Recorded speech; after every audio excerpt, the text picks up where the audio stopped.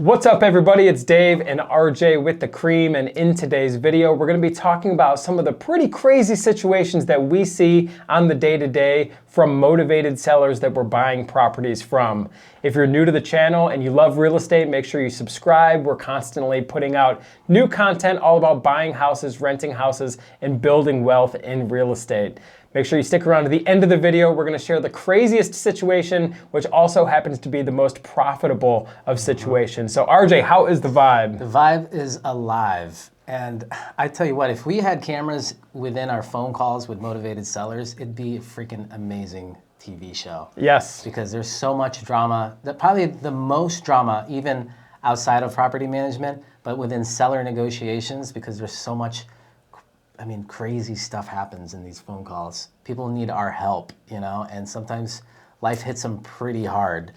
But Dave, I've literally heard thousands and thousands of your calls, and I would probably consider you as an expert in talking to motivated sellers.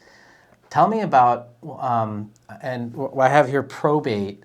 Tell me about probate and how sometimes it's like really crazy with some of the people that you're talking to. Yes, so if you're not familiar with what probate is, this is where somebody passes away and then they pass this property. The property is basically inherited by the heirs of the person who passed away. And sometimes in the real estate business, when it goes to multiple heirs, or most commonly multiple siblings, when somebody passes away and passes maybe the property over to their children, if there's multiple children, one of the stickiest situations we see is siblings who are fighting. Let me tell you, everybody, you may know this from your own life, nothing brings out the worst in people than greed and money. And sometimes we deal with these sellers where there's multiple siblings that literally need to sign off on the sale of the property, but they can't come to terms on what the price should be. Or maybe one sibling is just refusing to sign off,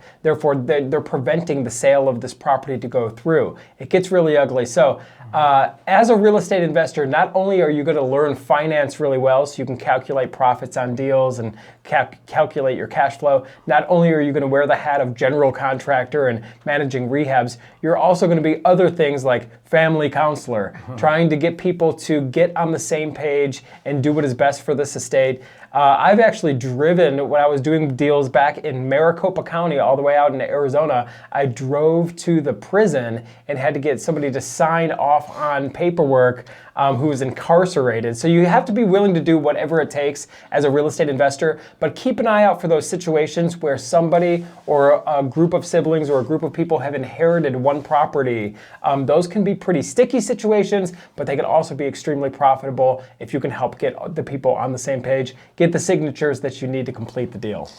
And thank you for explaining the probate process, because a lot of guys, a lot of our audience don't really know what that process really looks like.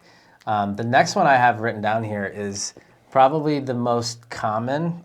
It's really bad to say that, but I don't know what the divorce rate is here, but it is pretty high in America.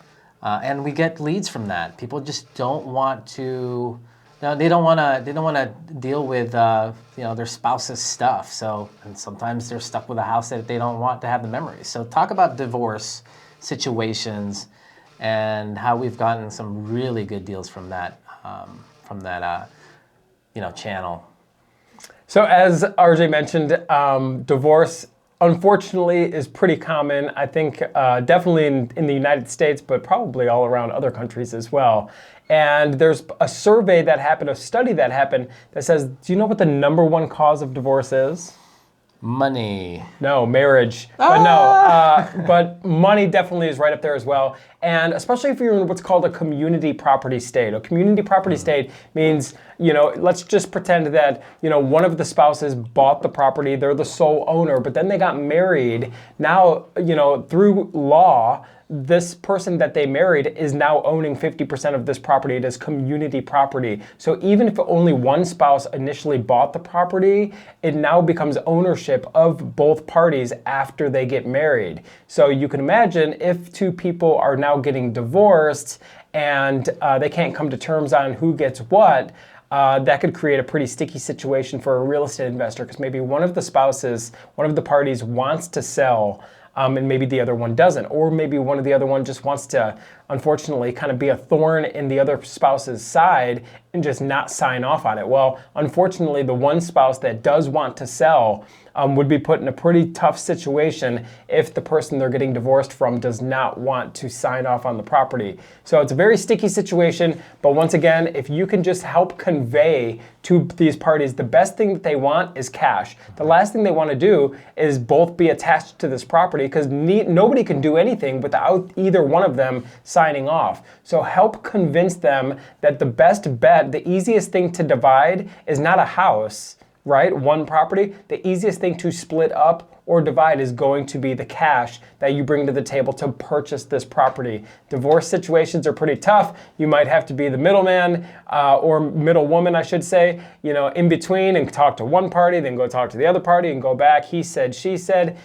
It's worth it at the end of the day if you could create a profitable transaction for yourself in your real estate investing business. Awesome. And we have our favorite, I think we have our biggest spread from this motivation, but this one is what we're kind of terming as like family issues. It's like family renting to family and having that uncomfortable situation with family. That's just another driver in someone's motivation to sell the house to you at a discount. So talk about that. Yeah, so here's the the most common, I would say, or I should say the most profitable, the most profitable sticky situation that we've noticed from sellers is when one family member owns this property, but they are renting the property to another family member, but the person living in the property that's renting stopped making payments and they're not paying. This creates a really sticky situation for the person who wants to sell, because they don't want to be the bad guy or the bad woman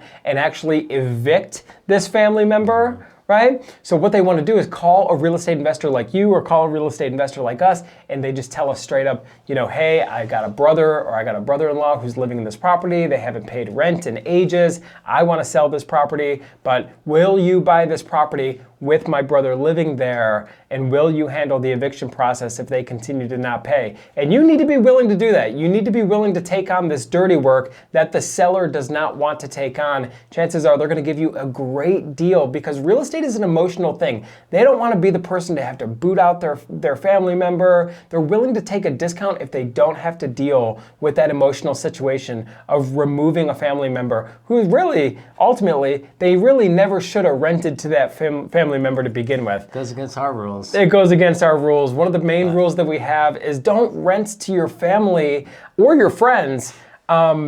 That could turn you into a pretty sour landlord pretty quickly, because it puts you in a tough situation if this friend or family member is not paying, and then you have to be the one to get them removed. Mm-hmm. Yep.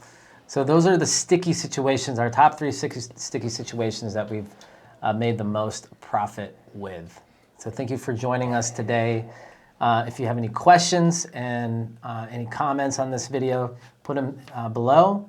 And don't forget to visit us on our website for our little freebies that we have, your purchase contracts, and also a deal calculator there for free. It's risewiththecream.com. So this has been RJ Pepino and Dave Perichin with The Cream. We'll see you on the next one.